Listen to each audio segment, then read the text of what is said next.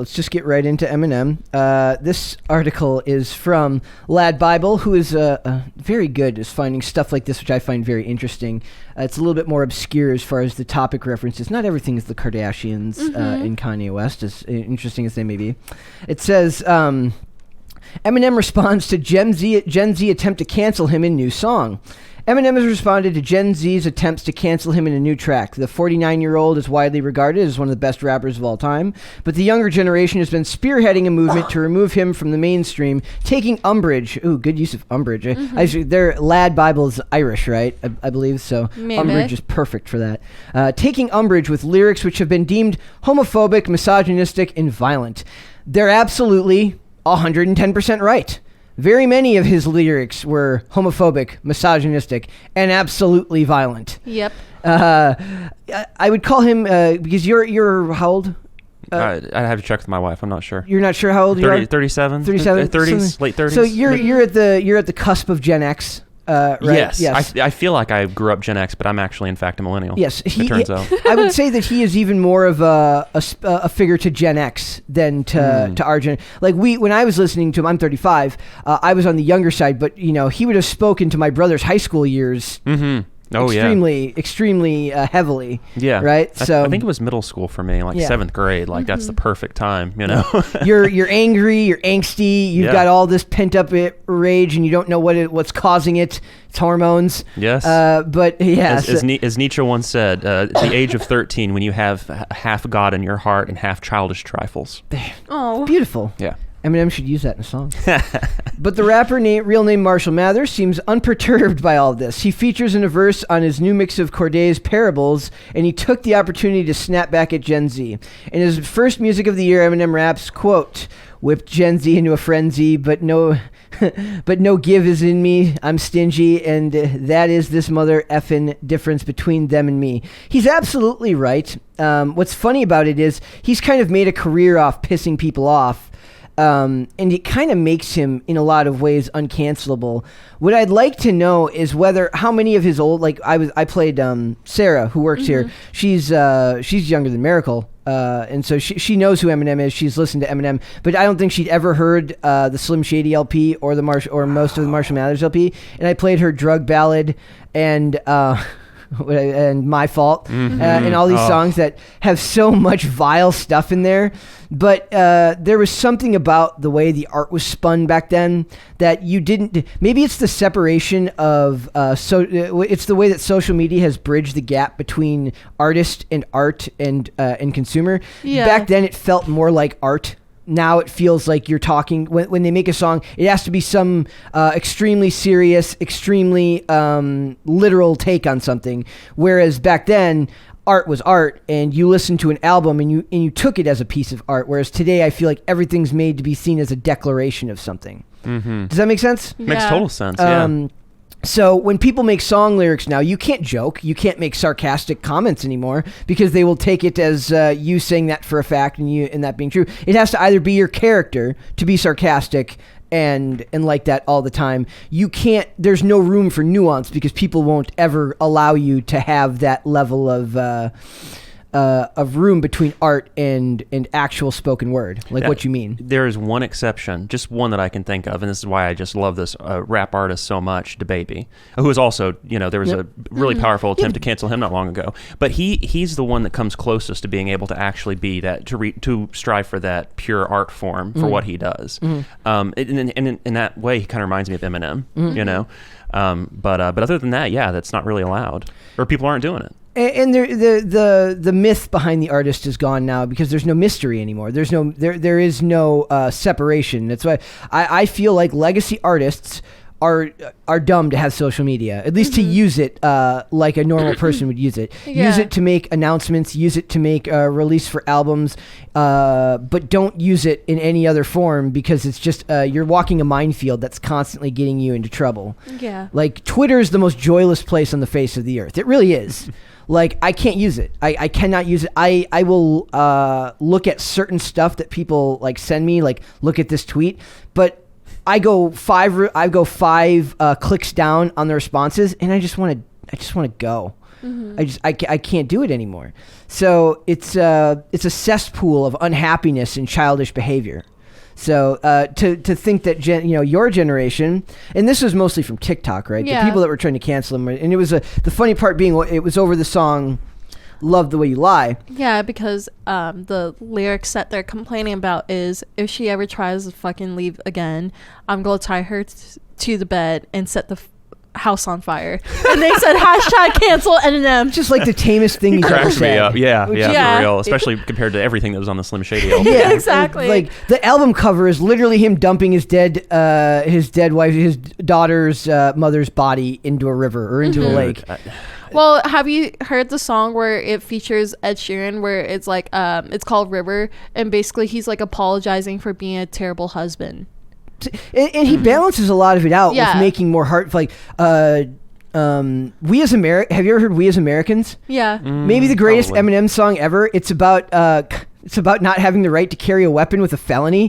He literally sounds like a constitutional lawyer in the song. Like, so I get this. I have this like great like fanfic that on the weekends he wears a suit and he's actually like he's a lawyer. He's like a pro bono lawyer for civil rights cases on the weekends. Was this late Eminem? How did I miss this this song? was what was the third album after the Marshall Mathers LP? I can't remember. Hold on. Encore. Okay. It was a UK only release on okay. Encore, I believe, and it's really funny because the whole thing is it's literally about police pulling him over. He's like, "What am I supposed to fight with bare palms?" Like they come in with bombs. We come in with flare guns. We as Americans, us as a citizen, gotta protect ourselves. It's really good, Wow. but it's just like, and now he's anti-2A, which is funny. But you're allowed to change your positions. That's fine. When you can afford private security and armed security, it's a lot easier to be anti-2A. But I just think it's funny because he's such a dynamic artist that to have the thing that people take issue with being such a tame song, like a Rihanna a Rihanna guest track. Yeah. Like that's just really funny to me. When we're done with this, I'm gonna play you. It's really good. It's really, but Yeah. that in that whole that album had Like Toy Soldiers, another song that's very very much more emotionally evocative than you'd think, coming from somebody who makes music about drug overdoses and yeah. Well, But- go ahead. No, I thought it was funny because after that whole cancellation, he made a diss track saying, like, responding to it, which is called Tone Deaf, and he's like, I can't understand a word you're saying. I'm tone deaf. I think this way I prefer to stay. I'm tone deaf. I would stop even if my hair turns gray. I'm tone deaf because they won't stop until they cancel me.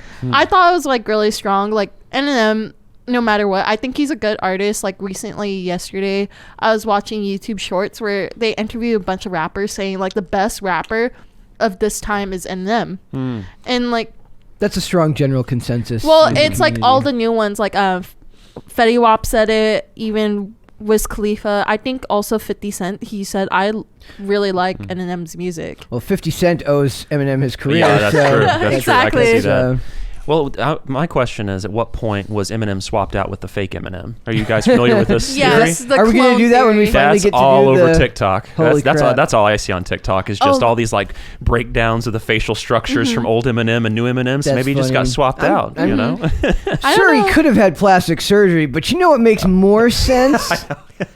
Clone. There we go. He's a clone because I we mean- can't accept it that he turned old. Yep. Right. And well, I mean, it took me like 5 years to accept him with brown hair rather than white hair. Yeah, yeah. That Miracle wasn't even alive, or like was barely alive when he Barely had blonde hair. Yes, I was. I remember that. That album came out in like '99, so she was Yeah. you were barely alive. Barely. But there was a song that I was really shocked that Brett didn't know about, where Mariah Carey made a diss track about Eminem, and it's called Obsessed, and he never has heard it, and I played it for him, and he's like, this is weird, and I'm like, watch the music video, and it's like a music, in It the doesn't whole look like music Eminem. video. It looks like the dude from System of a Down. It's funny, it's just a guy that's supposed to be Eminem, where like, you remember when he used to wear the hoodies a lot and the caps inside the hoodies, and it's just that guy following her, and then at the end of the music video, basically he finally takes a picture picture of her, and he gets run over by a bus, and she doesn't care about it.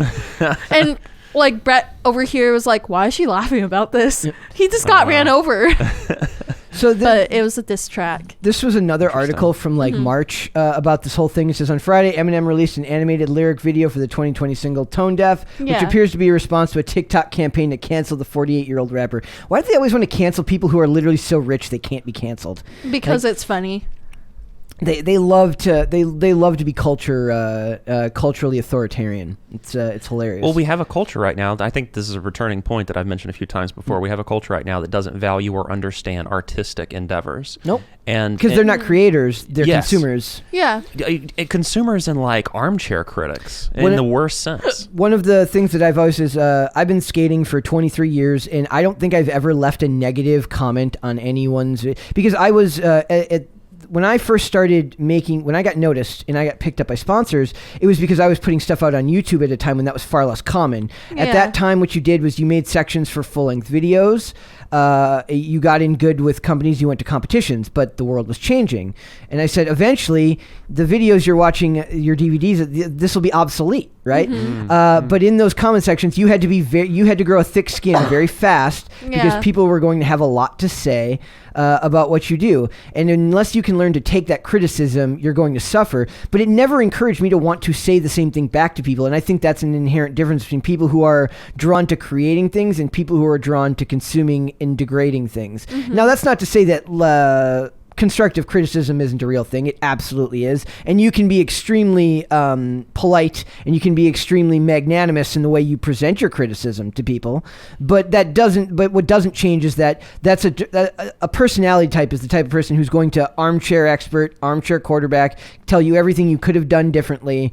But that's not, I tend to find that people who create for a living don't do that as much, if at all. No, they don't have the time. Yeah, and like when it comes to like filmmakers, or in my experience, when it comes to writers, nobody is more excited for really good writing or really good filmmaking than another writer or another filmmaker, because you know the struggle and you know the time and the effort that it takes, the sweat and blood that it takes to do that kind of stuff. So if you're a rapper, like you were saying, and you're just saying Eminem was the best, then these guys know what they're talking about. Like that falls within the purview of constructive criticism. Well, I feel like this generation, because like we're kind of running out of ideas what to create, because everything that you think could be possible to be created already is already out there. Well, most of it already has. It's just being rehashed in different ways. Yeah, but I feel like they're running out creativity, things to run out. Like, again, we're going to bring back the word first world problems. I love that term. It was a rallying cry. It brought us all together. Yeah, it brought everybody here together in a sense that we've all got it very good here. Yeah, so basically, like, people are running out of ideas to talk about, because there was like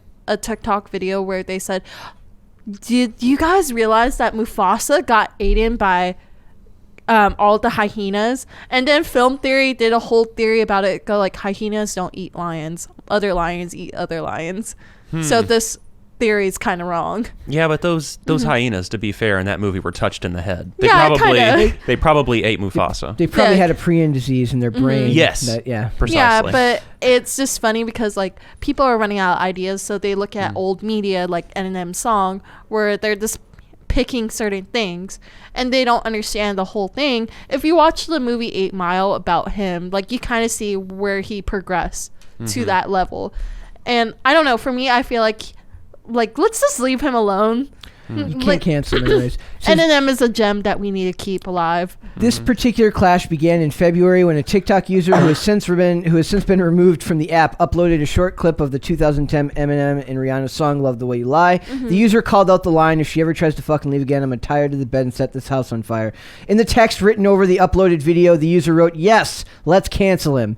I love when people say cancel culture doesn't exist. Yeah. That's always the funniest. It says, since then, the initial post has gone viral, launching an age-old debate about the artistic value of Eminem's controversial lyrics. In a time of heightened sensitivity, posts related to the hashtag cancel Eminem hashtag currently have approximately 3 million views as of Monday. A quick scroll through the video indicates that the hashtag has been commandeered by Eminem fans who are defending the rapper. Many of these fans point out that Eminem has always been controversial, and this particular Gen Z campaign is nothing new. He's kind of grandfathered in the way South Park and Always Sunny in Philadelphia are grandfathered in. They're allowed to be controversial and rude because they are from a generation that was already controversial and rude. What's funny is watching them try to retroactively, like when they tried to, like when they got really mad at James Gunn for making his creepy tweets back in the 2010s. I'm like, that was the humor of the time. Yeah. This is something that I think a lot of people in the newer generation doesn't understand, and it's a concept that's been debated ever since the age of Greece. It's the idea of catharsis. Okay, Yeah. so I remember when Eminem he was taken to task even way back earlier in his career for using gay slurs. Yep. And then he had that VMA performance with Elton John, and they held hands, and it was just like, oh, it's all good. I mean, it's just like these people that were upset with Eminem then. Did they not listen to one DMX song? I mean, it was No. just like gay slur after gay slur because it rhymed really well. It was part of the time. It was, but the thing is that when I, from my experience, when I was 13, 14, hearing this music, this angry, hilarious, ridiculous, absurd, violent music, it was a purging experience for me. It was catharsis. You see, so you still have these two different sides to the debate, because originally it was Plato that said, no, if you show violence on stage, if you show Oedipus, stabbing his eyes out, then you're going to have people that are going to do this violence. They're going to see it and they're going to do it. And Aristotle came along and said, no, the opposite is in fact true. People see that, they're purged. They have a catharsis. They see it and they don't have the urge to do it. And I feel like, listening to hip hop music from DMX and Jay-Z and Eminem and all these great artists, in that formative time in my life was really helpful for me. And we still have these debates. The video game violence debate is still happening. I know. In the 2020s. Like, we're not past it yet. It's still somehow going to cause people to be violent towards other people. It makes no sense. Well, also, I just think it's so stupid because I wrote an essay about that in high school. You did? Yeah. Okay. Because, like, I was bored and I didn't know what to write. And that was one of the options. And I was like, this doesn't make sense. I was on the side where I agreed. But personally, I don't agree because, like, it doesn't make sense. It's just was how it debate class? Were you forced it to was take for that position? No, it was for AP English, and that was the only side you were allowed to take it. That it did cause violence. Yeah, it did cause. Wow, that's violence. You're only allowed to take that side? Yeah, you're that's only some allowed. state-mandated bullshit right there. Holy crap. Yeah, so basically, I wrote a whole essay about it. But for me, I feel like it's just the way how a person is and how you raise your kids. That's how it should be. Yep. Your tax dollars at work here. You're only allowed to take one position. Yeah, but it was so stupid because I was like reading the whole thing because I had my friend help me and I was reading it and I'm like, this is stupid. I don't like this anymore. Good to see the kids thinking for themselves still. Oh, man. Well, I'm only 13 years younger than you. Still, but at the time you were a kid. That was what I'm saying. Yeah, this is like my senior class, I think. So yeah, I just think. Oh no, it was actually my junior class. My bad. Okay. So I say that Eminem is uncancelable for the time being. Outside of like real allegations about something, like you're not going to get him on his lyrics. He's like I said, I would love to know what songs he still performs and which ones he doesn't. Do you think he's playing that game? Like that's what I don't know. Do you think that he performs any of the songs off the real? He's made so many hits. Maybe he was like, if I don't make a bunch of good music, I'm going to get stuck playing these songs that are no longer allowed to be talked about, and then I'm going to have problems. So he's just been lucky enough to make so much good music. Well, not lucky enough. He's talented enough to have made so much good music that he doesn't have to go back to the well of the Slim Shady LP or the Marshall Mathers LP. He can play the stuff from Encore On, which has less of that stuff, and still give a good performance without drawing the ire of... Now, granted, the people who are paying money to go to his concert aren't going to be the ones complaining, Right, but right. do you think he gets uncomfortable with it? He's obviously, like I said, he's changed his position on gun ownership. And he's clearly not anti-gay or anything like that. He was clearly making music of the time. Like, do you think it would make him uncomfortable to have to perform something from a time that he no longer necessarily believes, or something that sprouts from the mind of a younger person who was clearly maybe sophisticated in his speech pattern, but less sophisticated in his thought process? I don't know. For me, I feel like he still performs it. If like well, we'd have to go look and see. Like, I'd have watch to look him. It's just him. Like, you pay money to go to his concert, and he's just there to lecture you. Eminem lectures. I just can't imagine him performing a lot of those songs from the Slim Shady LP. Neither can I. I just don't see that happening. And it could be a subconscious choice. Like, it couldn't even be a conscious choice. He is the very easy out of, like, artistically I'm past that. Right. I don't need to do that anymore. Right. So he's out. He can get out of that one fairly enough. easily. So yeah. All right, that was exactly what I kind of expected of this conversation. But it's just funny because to me, I feel like this is going to happen every couple of years with him. Just like they try to do it to Chris Pratt every couple of months, every couple of years, as the generations move on, and you get farther and farther away from the generation that grew up with that music. More people will come through and hear it, and it reaches across multiple generations. But the generation that hears it now won't have the resonance that came with living through it as it came out. What happened with Chris Pratt? He's just always. He's just always in trouble for stuff. He loves his family. That's bad.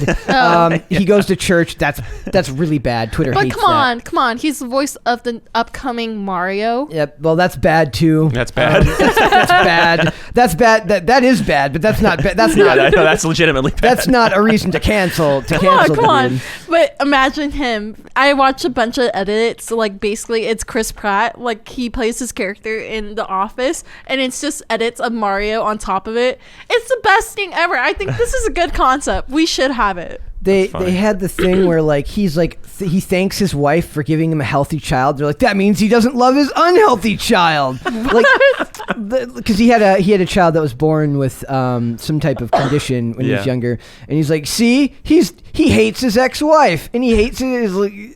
You can't win. It's Twitter. Twitter is a death cesspool of awfulness. You should always stay away from it. It's just people being bored. It's not bored. I don't think those people are bored. I think a lot of those people are legitimately evil people. Like there is no end goal to when they're like, Mel Gibson's back. He's still making movies. They want you to die. Talk about uncancelable, man. I think we did a segment in a thing where I said Mel Gibson, the uncancelable. He's literally bulletproof. You can't. Well, it's because he funds a lot of it himself. He's so intertwined in the culture of Hollywood that he can do that. But I always wonder about this stuff. Like these actors make these statements, and then you have to hear like other actors come out and say negative things about him. But then what? The younger, hungrier actors who are less picky about their roles will still work with them. But some people will just walk, like Patton Oswalt, shaking Dave, or taking a picture with Dave Chappelle, and then having to apologize for it. Twitter's awful. It's dumb. But that's kind of the basis of a lot of this stuff is celebrity. I have a lot of philosophical issues. Thanks for watching this clip, guys. If you want to see full episodes or follow us on social media, links are in the description below. Bye.